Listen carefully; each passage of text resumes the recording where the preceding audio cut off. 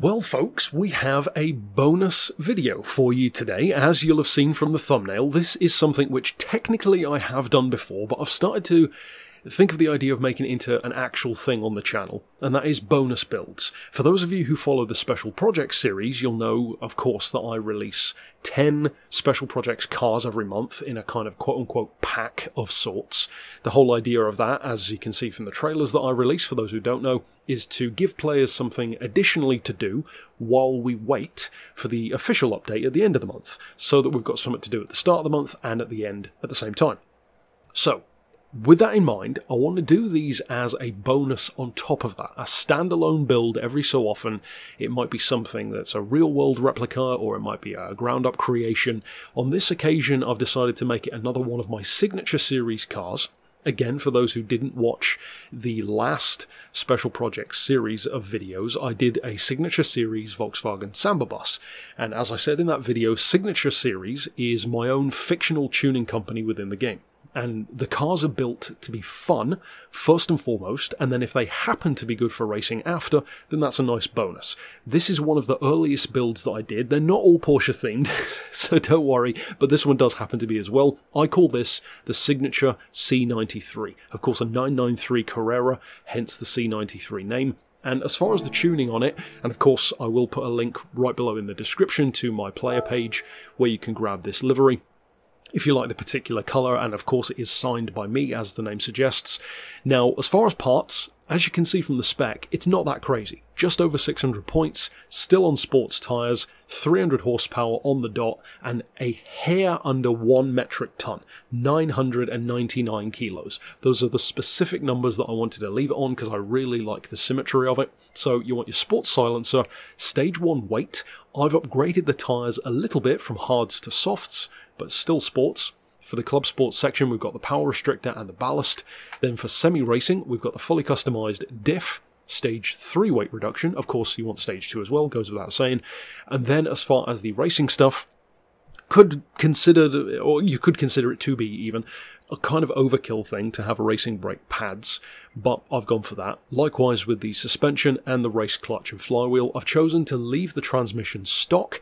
I wanted it to have that a bit more raw, standard kind of clunk into place feel rather than a super slick one. And then as far as the extreme stuff, I've gone for the carbon ceramics, just for more of that exotic feel than the racing ones. If you want to save a bit of money though, you could go for these racing discs instead, so I'll leave that up to you. And then as far as the ultimate section, we haven't done anything. So like I said, it's a pretty affordable build. As you can see at the top, it is based on the 1995 911 Carrera RS. Like I already said, you can get the visuals by clicking the link right below.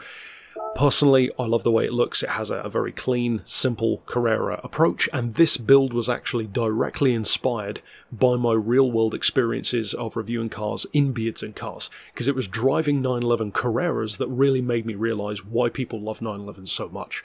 Even the Carrera, which is one of the lowest models, is so much fun to drive, and that is very much what inspired this. It doesn't need a huge amount of power. We've focused on dropping the weight, improving the grip, lower the centre of gravity even more, and just tighten up a few aspects of it here and there to make it that much more fun to drive. So, like I said, we have dropped it onto softs. As far as the suspension, a slight difference between the front and the rear. A little bit higher on the front technically. I didn't want it to have as much of that kind of 80s and 90s snow plough setup that a lot of supercars used to have. So 86 on the front, 83 on the back. Anti-rollers on 4 of course, 30 for compression on our dampers with 40 on the rebound, 3 for the frequency, 1.5 degrees of camber, front and back, and then for the toe, 0.20 on the rear and 0.10 on the front. As far as the diff, of course you don't necessarily have to stick to this, but what I've opted for is 10, 20 and 50. I will say that with this particular setup, despite being rear engine rear wheel drive, it actually power slides in kind of a 4-wheel drive car sort of way. And I think that's partially because of the weight difference and partially because of the diff. But give it a try and see what you think, and then of course you could adjust the diff as necessary. Of course we had the standard transmission. The power is untouched, likewise with the ECU adjustment. We've got the ballast set only 9 kilos. And like I said earlier on, the only reason really why I added that ballast instead of leaving it at 990 is I like the look of having a car that is 1 kilo under a ton. I just like the symmetry of that. 300 horses, 999 kilos. It means that technically you're running a hair over 300 horsepower per ton, and I've put that 9 kilos all the way to the front.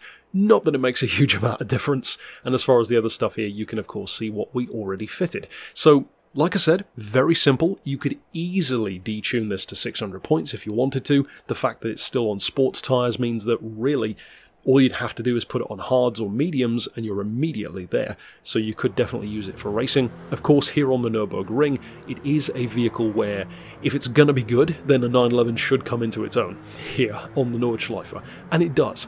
Like I said at the start of the video, the whole point of my Signature Series cars is to be engaging, fun, charismatic cars, first and foremost. Very much inspired, as I said, by the likes of my real-world experiences in Carreras, but also inspired by vehicles which have ended up being some of my favourite cars I've ever driven, like the Fiat Panda 100 HP. Doesn't have a huge amount of power, but it's so much fun because of what it can do with it. More often than not, you do not need a huge amount of power to have a lot of fun.